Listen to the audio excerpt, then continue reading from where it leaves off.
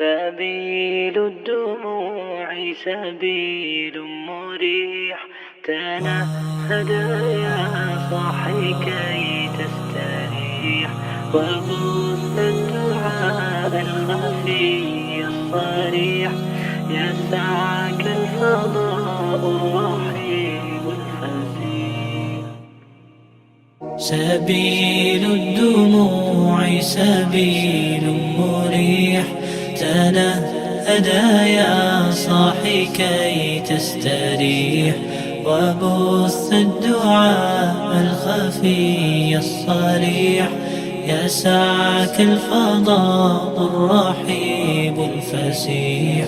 سبيل الدموع سبيل مريح، تنهدى يا صاحي كي تستريح، وبث الدعاء الخفي الصريح، يسعك الفضاء الرحيب الفسيح. فبالله كم تستطب القروح، ويبرأ جروح الكسير الجريح، وينشط ذاك السقيم العليل، وقد كان بالسقم دهرا رحيم.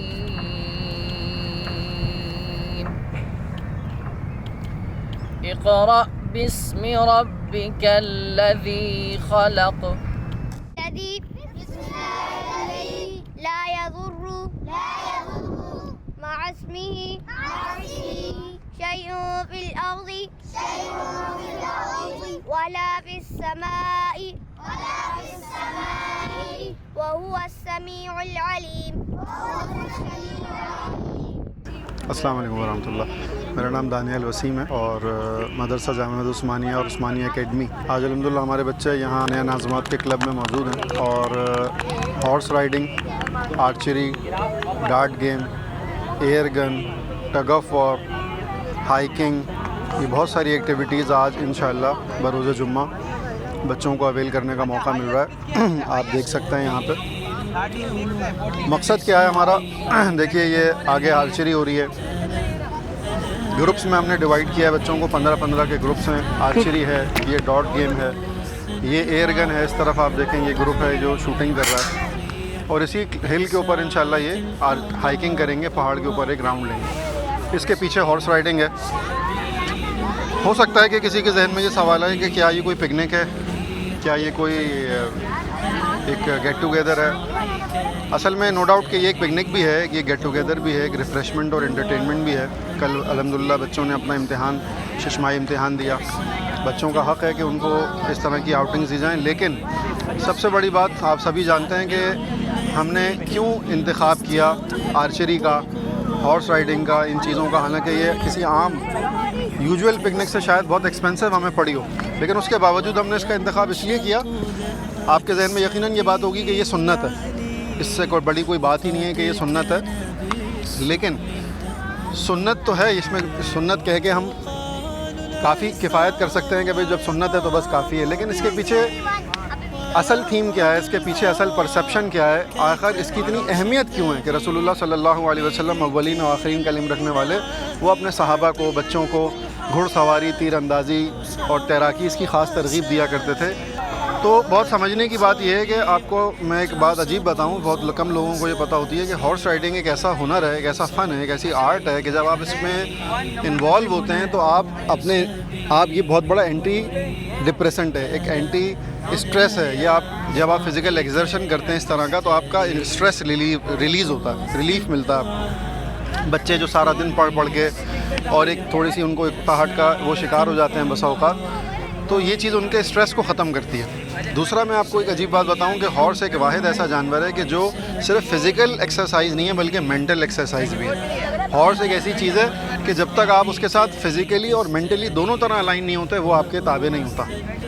और बिल्कुल इसी तरह मैं आपको बताऊं कि आर्चरी जो है, इसके अंदर आपको कई बड़े ये ऐसा गेम है कि आपको कंसंट्रेशन स्पैन भी देता है, आपको फोकस करना भी सिखाता है, एम करना भी सिखाता है, मुस्तकिल मिजाजी सिखाता है, किसी भी चीज़ पे तवज्जो ध्यान देने का की एबिलिटी पैदा करता है और आपके आई एंड हैंड कांटेक्ट को बढ़ाता है। आज आप देखें हमारे माशरे में लोग, बहुत सारे लोगों के अंदर मुस्तकिल मिजाजी नहीं है। एक काम शुरू किया, छोड़ दिया, दूसरा किया, तीसरा किया, चीज़ें बदलते रहे। एक काम के ऊपर फोकस करना, या पढ़ाई के लिए किताब खोलते हैं, दिमाग कहीं और ध्यान तवज्जो नहीं है। तवज्जो ध्यान पैदा करने के लिए बहुत तीर ब हदफ जो है एक्टिविटी वो ये आर्चरी है, और इसलिए आज हम यहाँ बच्चों को लाएंगे, ये इसको अवेल करें। अगर इनका इंटरेस्ट डेवलप होता है, और जैसा कि मैं आज देख रहा हूँ और आप भी देखें कि बच्चे कितने खुश हैं, कितना एंजॉय कर रहे हैं इसको। और इसमें ये सिर्फ एंजॉयमेंट नहीं है, जैसे मैं बता रहा हूँ, ये एक पूरी लर्निंग एक्टिविटी है।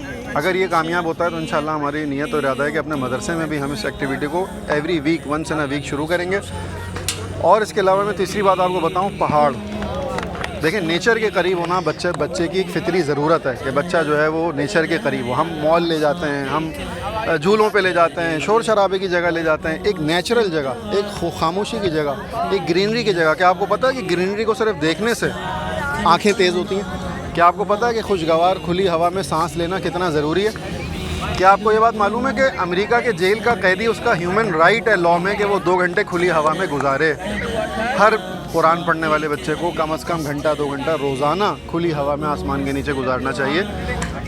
शायद कि हमारा लाइफस्टाइल ऐसा हो चुका है कि बच्चों को बसा औकात मैं देखता हूँ कि कई दिन गुजर जाते हैं, उनको खुला आसमान देखना नसीब नहीं होता। और दूसरी बात ये कि यहाँ पे हाइकिंग हो रही है। हाइकिंग में ये पहाड़ पे चढ़ेंगे, कंपस का इस्तेमाल सीखेंगे। कंपस से direction north, west, south, east कैसे मालूम किया जाता है, और इसमें कुछ चीज़ें छुपाई जाएंगी, वो भी उनको ढूंढनी होंगी।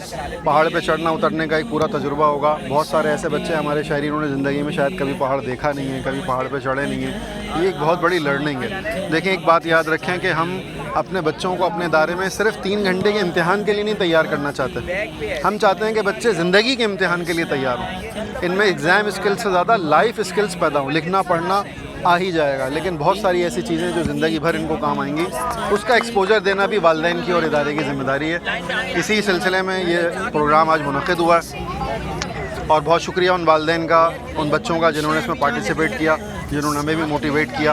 अल्लाह ताला से दुआ है कि अल्लाह पाक खैर व आफ़ियत के साथ, फजल के साथ इस एक्टिविटी को पाया तकमील तक पहुँचाए, और आइंदा भी इस तरह वक्फ़न फ़वक्फ़न हमें लर्निंग एक्टिविटीज़ करने की तौफ़ीक़ अता करे। और वालिदैन से मैं गुजारिश करूँगा कि आपके 2-4 बच्चे, आपका हक़ ज़्यादा है, आप अपने बच्चों को हफ़्ते में, 15 दिन में, महीने में ज़रूर इस तरह की एक्टिविटीज़ का एक्सपोजर दें। ये बच्चों की लर्निंग में बहुत बड़ा किरदार अदा करती है। बहुत शुक्रिया। अस्सलाम वालेकुम।